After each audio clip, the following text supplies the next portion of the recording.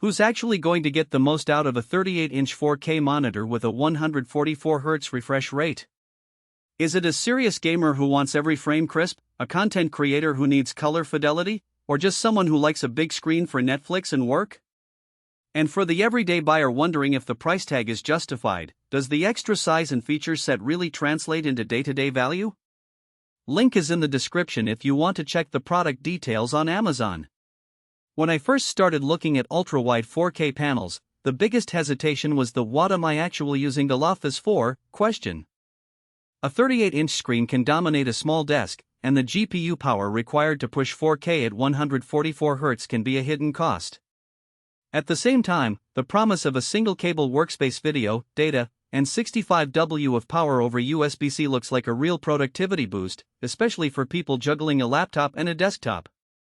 I dug through the specs, read the handful of reviews that were out there, and tried to map the advertised strengths onto real-world scenarios before hitting record. Let's start with the kind of user who will actually feel this monitor's sweet spot. If you spend most of your day in Photoshop, DaVinci Resolve, or any color-critical app, the 98% DCI-P3 coverage is a tangible benefit.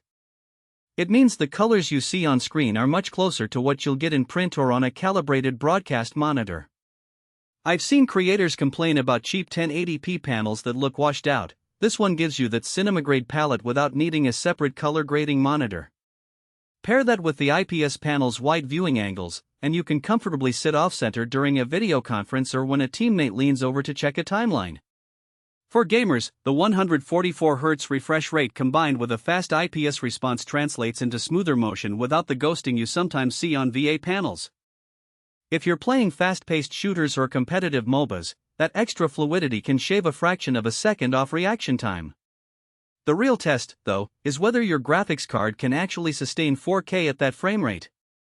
If you have an RTX 3070 or better, you'll see the benefits, otherwise you'll be capped well below the monitor's potential and might be better off with a 1440p 144Hz display that's easier on the GPU. That's the hidden trade-off many buyers overlook. Now, who should probably walk away? First, anyone with limited desk space. A 38-inch ultra-wide takes up roughly a 10-foot width when you factor in the stand's footprint. If your home office is the size of a kitchen table, you'll end up with a constant battle for elbow room.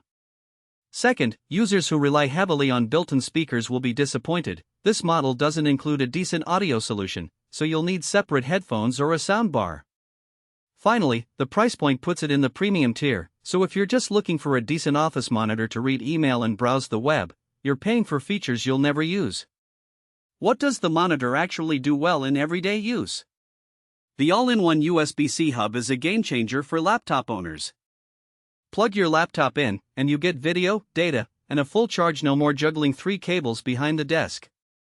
I tested it with a 2022 MacBook Pro, and the laptop stayed at 100% after a couple of hours of video editing, which means the 65W delivery is more than enough for most ultrabooks. The ergonomic stand offers tilt, swivel, and height adjustments, so you can fine-tune the viewing angle without straining your neck during long editing sessions. The eye care features low blue light and flicker-free technology are subtle but noticeable after a 4-hour work block. I didn't feel the usual eye fatigue that some high-refresh panels can cause.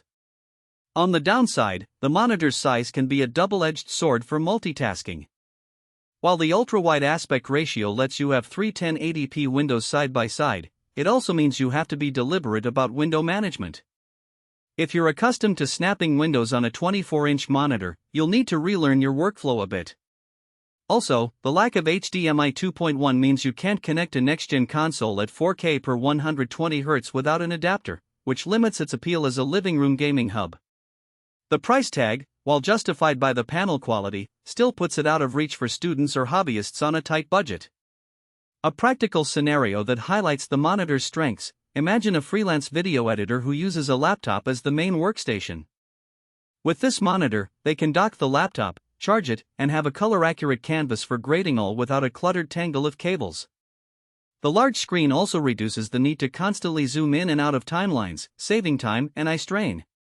Conversely, picture a casual gamer who primarily plays on a console and occasionally works from a coffee shop. The console won't get the full 4K per 144Hz benefit, and the monitor's size makes it awkward to transport, so the investment doesn't align with their usage pattern. If you're weighing the cost against the benefit, think: